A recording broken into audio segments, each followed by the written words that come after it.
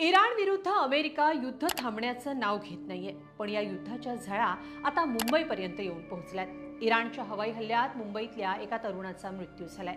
दीक्षित सोळंकी असं या 32 वर्षीय तरुणाचं नाव आहे। तो मुंबईतल्या कांदिवलीमध्ये कुटुंबासोबत राहत होता।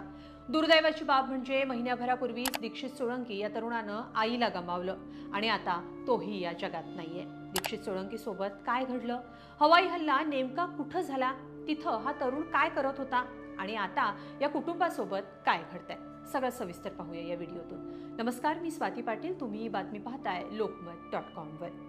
28 फेब्रुवारी रोजी इराण विरुद्ध अमेरिका संघर्ष सुरू झाला।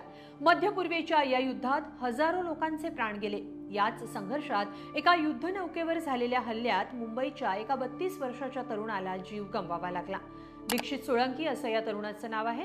तो MKD व्योम नावाच्या एका तेल वाहून नेणाऱ्या जहाजावर काम करत होता। MKD व्योम हा एक ऑइल टँकर आहे। 1 मार्च 2026 रोजी दीक्षित सोळंकी या जहाजावर इतर 25 सहकाऱ्यांसोबत काम करत होता। या जहाजाचा मस्कतच्या दिशेने प्रवास सुरू होता। ओमानच्या खाडीतून जात असताना जहाजावर हवाई हल्ला झाला। इराणच्या हवाई हल्ल्यात स्फोटकांनी भरलेली ड्रोन बोट जहाजावर येऊन धडकली।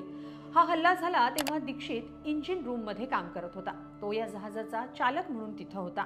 भीषण स्फोट आणि लागलेल्या आगीत त्याचा मृत्यू झाला। रॉयटर्सच्या रिपोर्टनुसार लंडनमध्ये मुख्यालय असलेल्या व्ही शिप्स नावाच्या या कंपनीत MKD व्योम टँकर याचं व्यवस्थापन पाहतं। शिप्सनं या घटनेबद्दल एक निवेदन दिलंय। यात म्हटलंय, 1 मार्च रोजी जेव्हा आमचं एक तेलवाहू जहाज मस्कतच्या किनाऱ्याजवळ होतं, त्याच वेळी मिसाईल हल्ला केला गेला, त्यामुळे मोठा स्फोट होऊन आग लागली।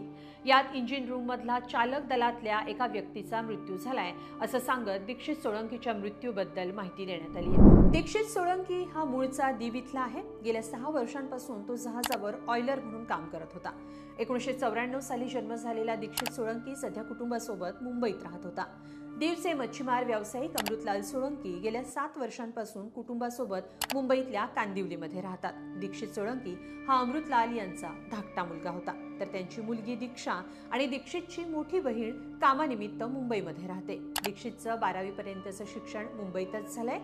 इंजिनिअरिंगचं काम सुरू केल्यानंतर त्याला जहाजावर नोकरी मिळाली। दुर्दैवाची बाब म्हणजे दीक्षित सोळंकीच्या आईचं महिन्याभरापूर्वीच निधन झालं। त्यावेळी सोळंकी कुटुंब दीवला आले होते। याच दुःखद प्रसंगात या बहीण भावाची भेट झाली होती, पण ही भेट आता शेवटची ठरली आहे। दीक्षित सोळंकीचे वडील अमृतलाल यांनी दिलेल्या माहितीनुसार दीक्षितनं गेल्या 6 वर्षांपासून वेगवेगळ्या तेल टँकर कंपन्यांमध्ये नाविक म्हणून काम केलंय। गेल्या 4 महिन्यांपासून तो व्ही शिप्स कंपनीत कंत्राटी तत्वावर काम करत होता। दरम्यान दीक्षित सोळंकीच्या मृत्यूच्या बातमीनं वडील खचून गेलेत, पण धक्कादायक बाब म्हणजे दीक्षितच्या मृत्यूबाबत त्यांना कोणतीही माहिती मिळत नाहीये। अजूनही सोळंकी कुटुंब दीक्षितच्या पार्थिवाची वाट पाहतंय। दीक्षितचा मृत्यू नेमका कसा, कधी झाला, पार्थिव भारतात कधी आणणार, याबाबत काहीच माहिती मिळत नाहीये। पण इराण अमेरिका युद्धामुळे एका मुंबईकर तरुणाला प्राण गमवावे लागले, ही मोठी दुःखद बाब आहे। याबद्दल तुम्ही काय सांगाल, कमेंटमध्ये नक्की लिहा आणि लोकमत.com ला सबस्क्राईब करा। धन्यवाद।